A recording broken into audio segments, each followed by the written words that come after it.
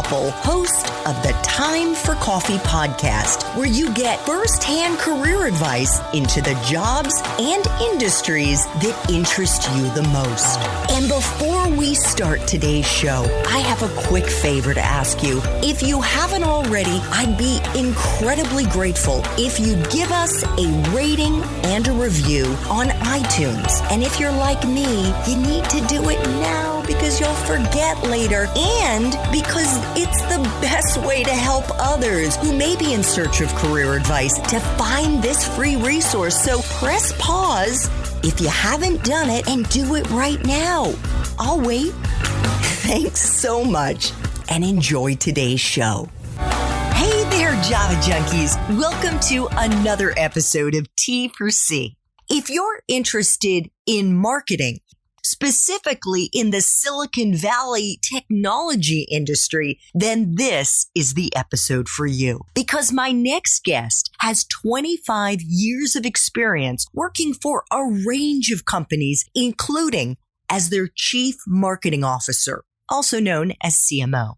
But before I introduce you to the wonderful Ben Kiker, I want to make sure you've signed up for the Java Junkies Journal. That's Time for Coffee's weekly newsletter that gives you an exclusive peek at that week's episodes and its guests. And it is super easy to sign up. Just go over to the Time for Coffee website at time4coffee.org, and the sign-up box is right there on the homepage.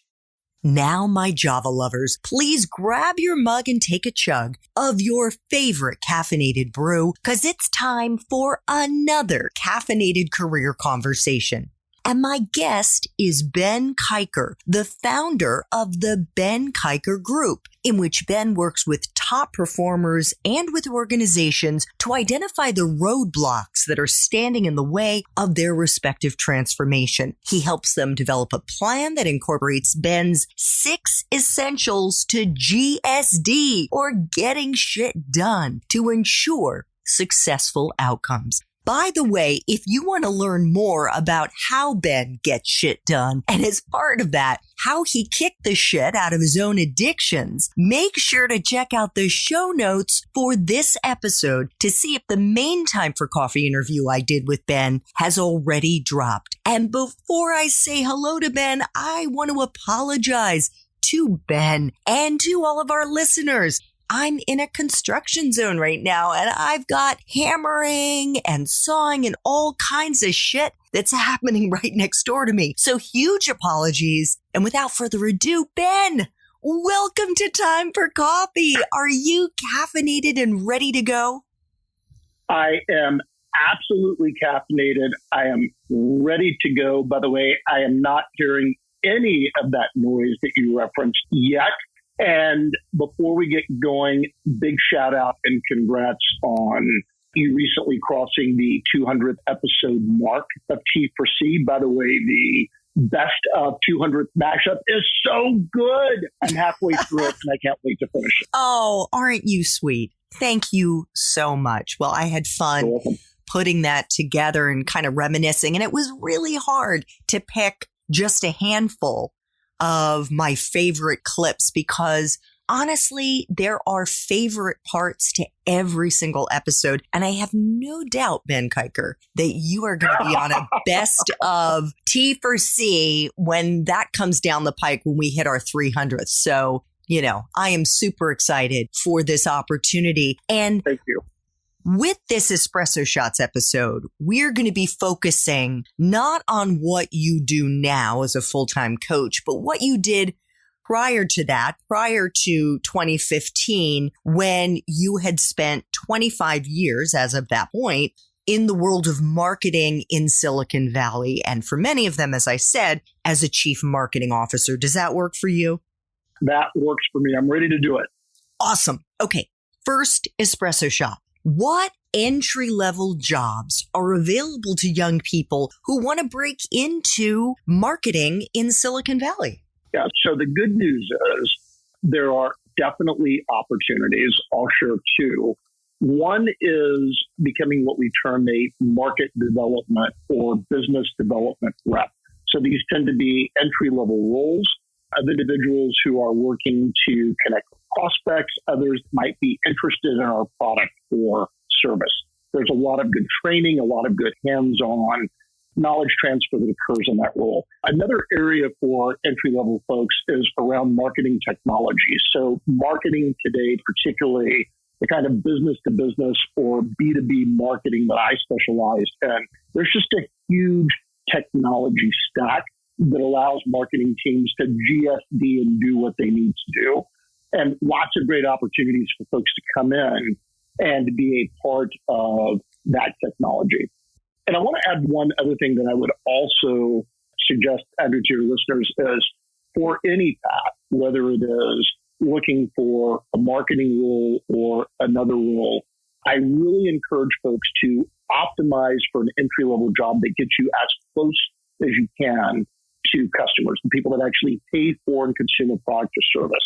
When you do that, you have a great opportunity to understand what customers value, and that is essential and valuable to any business and in the industry. So stay close to customers. And what are those roles that are closest to customers? Are they the ones that you outlined, Ben, that are those entry-level positions?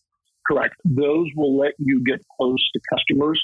And again, in any function of an organization that you're looking at for an entry-level role, I would simply optimize for how much interaction, market-facing work will take place, so I can learn as much about the market, as much about customers as I possibly can. Great.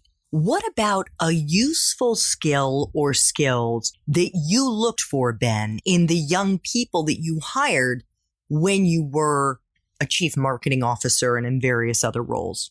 Yeah. So 3 things I look for. First and foremost is adaptability. We live in an era of accelerated disruption, accelerated interruption. So someone's ability to successfully adapt to that is critical. 2, the ability to take people on a journey. Storytelling is essential to marketing. It's essential to business. And, we're 22% more likely to remember a story than we are in terms of data. And then 3, and probably no surprise, based on a great introduction they gave for me, I have a very strong bias for action. So I absolutely look for people who are wired to GSD. Okay. Can I just get a little more clarification as to how someone's adaptability can be illustrated? So someone comes in for an interview. What is the question that you usually would ask, or the types of questions that you would ask? And what are the kinds of examples young people should have in the back of their head that they can serve up in response to that question? So tell me a story about the time that you were working on a project and a unexpected roadblock came up in that project. What was that roadblock? What are the actions that you took to successfully navigate over that roadblock and get the program back on track? Great. I could give you an example right now from this morning. In my own personal life, Ben, I went out to drive my 15-year-old to camp, and we have a very old Volvo station wagon. Couldn't even get the door open, had to use the key. The automatic key didn't work. Went in, the motor was dead. I was like, oh no, what am I going to do? I can't get him to camp. Right? So it's like, call AAA. And then I'm thinking, well, they're not going to get here for at least an hour or more. How do I get the kid to camp? Thank God for Uber. So, I mean, would you accept? There you go. That's adaptability right there. Thank God for Uber. My first thought, but that's an awesome story, Andrew, because your first thought was, okay, we need a backup plan. Next thought was, how about AAA? Then the recognition that wouldn't work because of the time that it would take for AAA to get there. Next plan is Uber, and we're back on track. Absolutely. And I think the reason that I raised that from my own personal life, not that I don't have a million examples from work life, but I think maybe for a young person who's in college, maybe they've only had 1 or 2 internships, they may not have real life examples from their work life. But they can certainly think of examples where they've had to be adaptable in their personal life or in their school life, right? Correct. Absolutely correct. And those are great examples. And look, by the time someone has completed high school They've done whatever they're doing post-high school, whether it's, immediately starting off college or doing the work and then going to college. They will have had one or two or three or even four situations where what they were planning to do or the path that they set out, something interrupted that path. Yeah. And just be able to tell. So my coaching is be able to craft and tell a good story or two around one of those interruptions, even if the interruption was more life-focused than work-focused. Wonderful. Speaking of things that are life-focused and that were focused in your own life, Ben, is someone's major a deciding factor to get into the world of marketing? And maybe you could just share a very quick hint about your own backstory in that regard. So my initial answer is no, it is not required. My own journey is I graduated from high school, attended Southern Methodist University in Dallas for a year, decided to take a semester off to work full time, and then never went back after that. So I found that I really enjoyed working. I was learning a lot. It provided a lot of great experiences for me, and that was the path that I stayed on. Fantastic. Now, what about a graduate degree? And this is less so, of course, for entry-level positions for a young person who wants to break into this industry, and more so for Correct. someone who wants to get into the C-suite. There are some absolute advantages that a graduate offers to someone who is moving into a leadership role. That can include deeper understanding of strategic processes, how to approach a broader set of challenges that an organization may encounter, but just also tremendous networking that you do when you're getting your graduate degree. Having said that, because I didn't finish undergrad, I don't have a graduate degree. And at some point, for me, the thousands of hours of experience, and I would say the results that I was able to show for that experience became more valuable than a graduate degree as I continued to progress in my career. Yeah. And I found the same thing in my case. While I did finish undergrad, I went right into the working world. And before I knew it, I felt like I had gotten a real world graduate degree in journalism, and then I pivoted into other fields. But I totally agree with you. Ben, what kind of life experiences do you think are most useful for a young person starting out in marketing in Silicon Valley? I'll tell you, I love life experiences, examples of life experiences where people have had to navigate different stakeholders, sometimes with conflicting priorities. So this could be an involvement in student government. It could be an involvement in a nonprofit. It could be an involvement in some sort of team-based activity or sport. Typically in those environments, as you know, Andrea, you're going to have, again, different stakeholders that are at times going to have different, sometimes conflicting priorities. And how do you really navigate that to keep the ball moving down the field to get to the outcome that they're trying to get to? Great. And my goodness, I think just about everyone has had one of those experiences. I'm guessing by the time they graduate from college. What for you, Ben, was the best part of being in the field of marketing? Awesome question. You know, I loved when my team would hear the following: you took us to the next level. When other people in the company or other people in the markets that we competed in would recognize the collective work that my team did to take the company to the next level, however you define that. Market presence, revenue momentum, valuation of the company, hearing you helped us get to that next level. Love that part. Wonderful. Ben, what is the best career advice that you've ever gotten? When I relocated from Dallas, Texas to the Bay Area, one of my mentors at the time in Dallas said, you need to stay for at least a year. No matter what happens, at least stay for 1 year. And then at the end of that year, if you decide this isn't for me, the environment, then you can come back. And I am incredibly grateful for that feedback, because that first year, Andrea, absolutely had its challenges. And I heard that feedback. I kept that feedback close to me. And that was 28 years ago. And here I am in the Bay Area. And why do you feel that made a difference? Because if you hadn't heard that, you might have left the Bay Area? I would have left too soon. And I would not have been able to navigate through some of the roadblocks that I experienced in that first year. Moving to a new area, not being very connected with people, moving into a new job. There were a whole set of things that I was experiencing for the first time. And some of them were challenging, not to mention when I moved to the Bay Area, the country had just entered an economic recession. So it was just a very challenging period. And I am incredibly grateful that I stuck it out and worked through some of those challenges. So I interviewed, one of the first Time for Coffee interviews that I did way back was with Dr. Arthur Brooks, who just stepped down as the president of the American Enterprise Institute, which is a think tank here in the Washington, D.C. area. He is an economist by training. And he said, based on his research, it takes pretty much everyone 18 months in a new job before they can really gauge whether or not it's a good fit.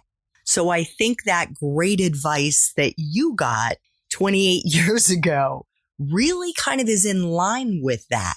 You need to take a deep breath and not be impatient and not be so hard on yourself and really make a decision that could, in fact, be the wrong decision too soon.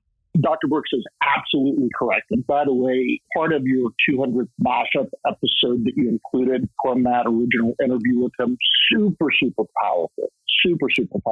And the way that I think about it is in that first 18 months, and I think this would be very helpful for your listeners. Think about in that first 18 months, you're really building a foundation, right? You're building a foundation. So that's the focus for that first 12 to 18 months. Yeah, definitely. And what he said in that 200th episode, which really stuck with me, is the faith, family, and friends. The fact that's huge. Right? That's like a tweetable moment right there, right? Just pay attention to. And what I love about that is when I coach folks today that get stuck or feel frustrated, hit the pause button, pull up, and paying attention to things like faith and family and friends, so incredibly powerful because it gets back to the two things that we ultimately truly control, the attitude that we show up with and the actions that we're able to take. And I can take an action of paying attention to those three things. Love it. So 3 final espresso shots, Ben. What? Yes. What is the part, and I leave it up to you as to how you want to take this, either of your current job as a coach or your last job as a CMO that sucks the most? I'm going to answer it from the CMO perspective, and that one is super easy. Are you ready for it? I am ready. Everyone has an opinion on the website. And I can't tell you how many conversations started with the following. Hey, do you just have 2 minutes so I can give you feedback on the website? And 30 minutes later, I'm thinking, I can't get time back. We don't get time back. Yeah. And I'm guessing that happened many, many times every week. Yes, on a regular, recurring basis. As far as anyone's feedback on my website, having said that, I am all ears. I would love feedback from the Time for Coffee community and absolutely from you, Ben Kiker, who is an expert on all of that, because I just kind of made it up. I worked with a great developer and I had never done the creative on a website before. And so I was just kind of throwing spaghetti against the wall. But I can totally get why that would have been so frustrating and why that would have sucked incredibly. Although, let's punctuate with this. I always remind folks, feedback is a gift. So we'll leave it at that. So long as they can give it in 2 minutes. All right, Ben. What movies, if any, or fiction books accurately depict your current profession or your last one? So I'm going to answer it with the current profession. And I got to tell you, this one really stumped me. In fact, it stumped me so much that I had to call my sister Paige, who is awesome with movies. And when I asked her the question, her answer was, it's Jerry Maguire. And, and when we talked about it, and she helped Rimmer on essentially the plot of the film, he has a moment of clarity and is able to help people in a more profound, meaningful way. I thought, that's it. That's it. So, Jerry Maguire. You got it. It's going in show notes. Final espresso shot. What would Java junkies be surprised to learn about the profession of marketing in Silicon Valley? I think the big thing that they would be surprised to learn is how most folks in Silicon Valley don't really understand the role of marketing. Technology companies tend to be started with a product idea. And so early people inside of an organization tend to have a product background. They're really good at building and creating something. But then what it actually takes to market and bring that to market, often that DNA isn't with the company at the beginning. Therefore, if you join an organization early on in marketing, you might find that a lot of what you're doing early on is really helping the rest of the organization understand what marketing is all about and the value that marketing can provide. Is there a headline, maybe 1 or 2 bullet points that you used as kind of your go-tos to explain the value of marketing to those computer engineering wonks? So number one is marketing sets the tone and the pace, both within the market that we're competing in, but also within the organization. And the second is you got to take people on a journey. You've got a great product, a great concept, but you have to translate that in a way that you're taking them on a journey. And that's the big value. And really where marketing can step up in a meaningful way. Wonderful. That was great. I was curious to hear what you were going to say because it's not my field. So thank you so much for rolling with the punches there with that the 11th espresso shot that I just threw at you. Ben, thank you so much for making time for coffee today with me and the Time for Coffee community. And I want to just remind our listeners, if they want to learn more about what Ben is doing now as a fabulous coach and how he has kind of found his way both professionally and personally to become more of a coach on not just organizational development and professional development, but also on addiction and how he can help people who have and may be struggling with addiction right now. Check out the show notes to see if the main T4C interview with Ben has already dropped. So Ben, thank you so much. Thank you. Thanks for having me on the show. Thanks so much for listening to this latest episode of T4C. And if you're interested in learning more about my coaching services for confused college students and recent grads, feel free to check out the Time for Coffee website under the coaching tab at time4coffee.org or text me at 202-236-5712. That's 202-236-5712.